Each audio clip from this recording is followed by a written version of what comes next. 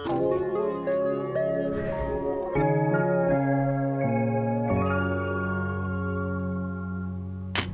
folks, it's Jocelyn. Welcome to my channel. Today I wanted to do a recommendation video which is inspired by the anime that I've been watching a lot of recently. I mentioned in my July wrap-up that I've been reading a little bit less and watching a little bit more TV, and when I went to visit my family in that month, my younger siblings forced me to watch Haikyu, which is a volleyball anime. And since I'm a jock who loves character development, it may have taken me a bit to get on board, but once I was there, I became fully obsessed. So this is entirely my siblings' fault. You can yell at them if you're not interested, but what I wanted to do was sort of blend something that I've been loving really recently with my love of reading. And so I am recommending books to the characters from like the main team, and really just the starters, since those are the ones that we know best. I make a lot of assumptions on what genres I think they might like, but I think every recommendation is based on some level of assumption. Also for this video, I was particularly looking at books that I own, some of which I haven't really talked about that much recently. So I'm really excited to put this out, and I hope that even if you don't watch the anime, you'll still get some fun recommendations. I don't know, we'll see how this goes. So I think I'm gonna go by class. And obviously the person I have to start with is the main character, Hinata. He is a first year who is just like eats, sleeps, drinks, volleyball. It's all he cares about. He seems to have very little desire to pay attention to anything else that isn't volleyball. He's also super energetic, and at one point he is referred to as a feral child, which I think is probably the best descriptor and what I really base this recommendation off particularly. So for Hinata, I know he doesn't have a lot of time, and I wanted to give him something that was quick, could hold his attention, and he could put down and pick back up without really losing anything. Plus, the main character in this book also I would describe as a feral child and is a ginger as well. So I picked Nimona by Noelle Stevenson. This is a graphic novel about Nimona, who one day just sort of inserts herself into this supervillain's life and decides that she is going to be like his hench person. And it is just her being chaotic like the entire time, and it's wonderful. And I think Hinata would really vibe with that energy because it is pretty much what he gives off constantly. She's a bit of a nuisance in a really lovable way, and I think the illustrations would be interesting to him. Plus there is a nice sense of humor in here, so I feel like this could be a successful one. The next, I think, biggest character is probably Kageyama, who is another first year. He is the setter and is a very serious person. He, like Hinata, is very, very serious about volleyball in particular, and those two spend way too much time practicing, like it's all that they think about. So trying to pick a book for him that would be interesting as well, I wanted to pick something like short. I feel like if you could get him to sit down for long enough, he would read a full thing, but wouldn't necessarily be someone that I think would pick up and put down a book. I think he would pick it up, and if it caught his interest, he would just blow through it. Otherwise, he would forget it. So I wanted to go with a novella, but also I think Kageyama would really like horror. Because of that, I picked my favorite horror novella, which is The Ballad of Black Tom by LaValle. This comes in at 149 pages, so it is very easy to read in one sitting, and is a bit of a revenge tale and also a take on a Lovecraftian work. I think the darkness and revenge aspect of this as well is something that Kageyama would really appreciate. Plus, I don't know how you wouldn't like Victor LaValle's writing. I think he creates really great atmosphere in everything he does. And I say that as if I've read a million things by him, but I've only read 2 books. Anyway, this has magic and obviously horror, and we follow a man named Charles Tommy Tester who ends up getting in way over his head. I don't think I should be saying anything else because it is so short and it is a horror book, and I think those generally do better with very little information, but I do think Kageyama would be really into it.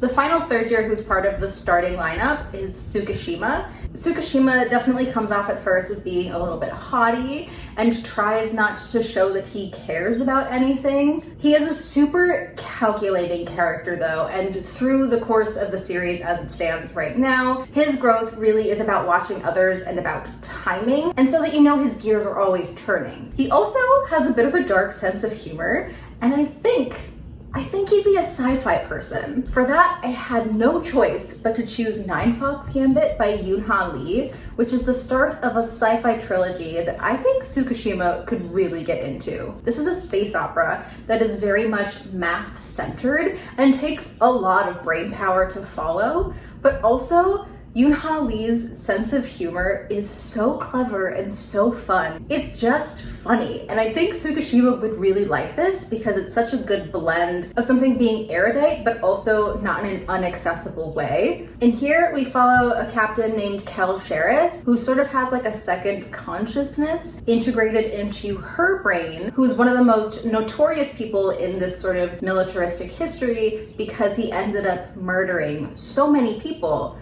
But he was really known for his strategy. There is so much in here. This is such a layered story. It's one I've been meaning to reread, and I think because of that, because there is a rereadability and because there is so much to learn and to follow, I just think Tsukishima would have a really good time sort of disentangling the entire web of just what this story is. We have two main second years on the starting lineup, and both of them are amazing. I really like them. They are a chaotic pair. And one of the things I wanted to make sure that I hit when I was picking books for these two is that they had some badass women in them. Because let's be real, I think that it's going to be a main motivating factor for either of them picking up these books. So the ones that I have on top here is for Nishinoya, who is my favorite character. I love him because he's just such a real scamp. I think he is just so much fun. He brings a lot of levity to the team, and like Hinata, has a lot of energy and devotion to the sport. In some ways, I feel like he'd be someone who really likes pranks, and because of that, I also wanted to make sure that I got a book that had like a trickster character, and I think Nishinoya would like Trail of Lightning by Rebecca Roanhorse. This is set in the future where climate change has completely wrecked the nation, and the characters that we're following are on what used to be a Navajo reservation in the American Southwest. Things obviously have changed at this point, and there are also monsters that are sort of roaming the world, and so our main character Maggie is a monster hunter, and I think Nishinoya would love Maggie. The amount of badassness that just this cover radiates, I think would totally work in his favor. I think if I just showed him the cover, he'd be all over it. But this deals with legends and myths and also trickster characters. I loved this book. It is so fast paced, so I think it is one that also he could get through very quickly, and especially as an energetic person, I think that probably works better. I don't know that he would want something slow paced. This book is fantastic and it is the start of a series. However, I don't think he would necessarily need to finish the series because it does wrap up in a way that is at least satisfying to the central story, even if it does set up more things for a continuation. So the other second year I have is Tanaka, and again, I wanted real badass woman energy, and for that one I had to go with Certain Dark Things by Silvia Moreno-Garcia. This is getting a cover update and is going to be re-edited. It's coming out, I believe, in October from Tor, but this older version is still fantastic. Our main character in here is actually a vampire, and I don't think she would give Tanaka the time of day, which for him I think would work.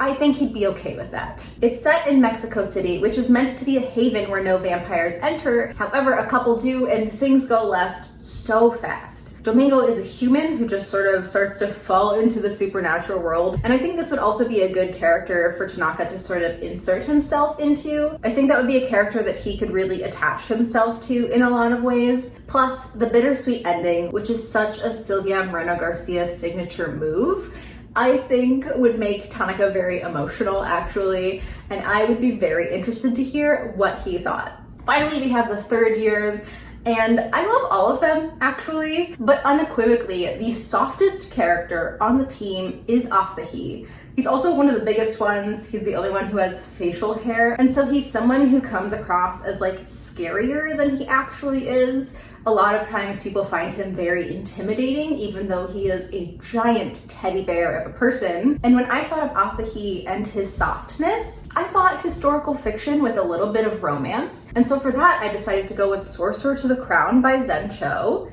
This is actually a historical fantasy, but the fantastical elements I don't think are too overcomplicated that people who don't necessarily go for fantasy wouldn't be able to follow this as well. Like some of my other picks, this again has a main character that I think really works for the personality of the person I'm recommending this to. Zacharias' wife is put in a position of power, not necessarily because he wants it, but it's just sort of been thrust upon him. But he is a person who takes his responsibility and his duty very seriously, and so he sees it through, even though it is difficult and it is constantly giving him a headache.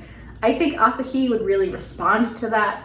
I think he would also really respond to Prunella. She really ignites the whole plot in a way that Zacharias, I think, really needs. In this time, in this version of historical England, women are not allowed to practice magic, but Prunella is someone who is actually extremely talented with it.